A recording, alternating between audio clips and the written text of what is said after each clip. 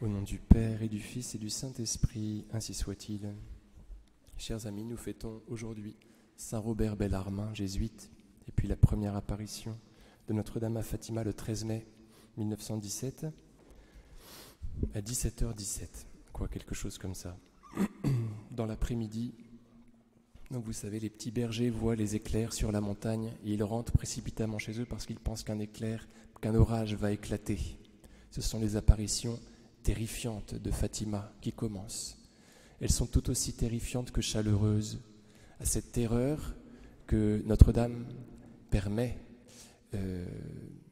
pour le cœur de ces petits bergers, elle offre en retour son cœur immaculé, dont elle promet qu'il triomphera à la fin.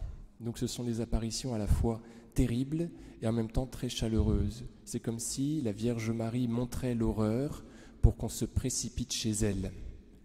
Donc 2 mois plus tard, le 13 juillet, les petits bergers voient l'enfer.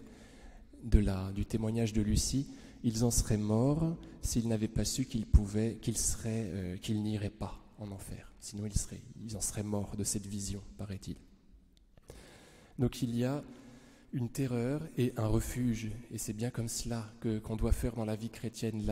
L'amour commence avec la crainte du Seigneur, la sagesse commence avec la crainte du Seigneur. On a le droit, il faut jouer à cela de temps en temps, comme le fait saint Ignace dans ses retraites, de considérer le terrible, l'enfer, pour qu'on se tourne vers Dieu immédiatement, qu'on prenne la résolution d'être avec lui dans la durée.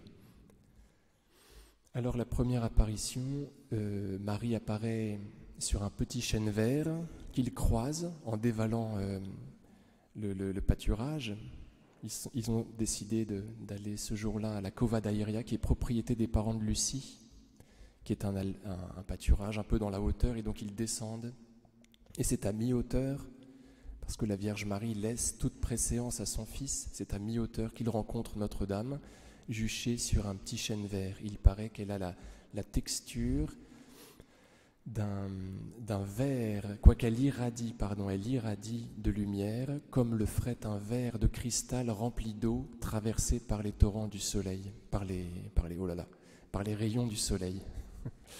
Donc cela est très traditionnel, vous voyez, puisque la Vierge Marie est honorée comme vase dans les litanies de Lorette, et la voilà qui est décrite par les petits bergers comme étant comme un verre rempli d'eau.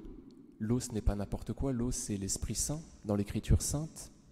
C'est un des éléments symbolisant l'Esprit Saint, donc bien évidemment que la Vierge Marie est remplie d'Esprit Saint, elle conçoit du Saint-Esprit, et elle est traversée par les torrents, par les rayons du soleil.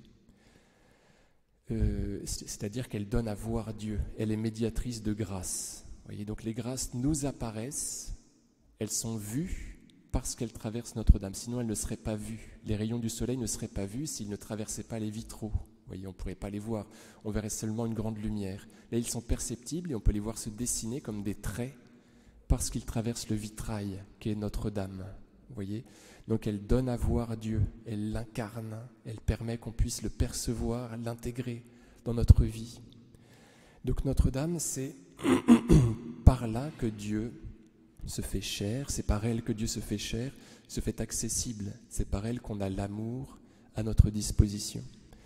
Donc les apparitions de Fatima sont finalement infiniment réconfortantes parce qu'elles sont chaleureuses. C'est une invitation continue de Marie à être dans sa compagnie, à rentrer dans son cœur. Au nom du Père et du Fils et du Saint-Esprit, ainsi soit-il.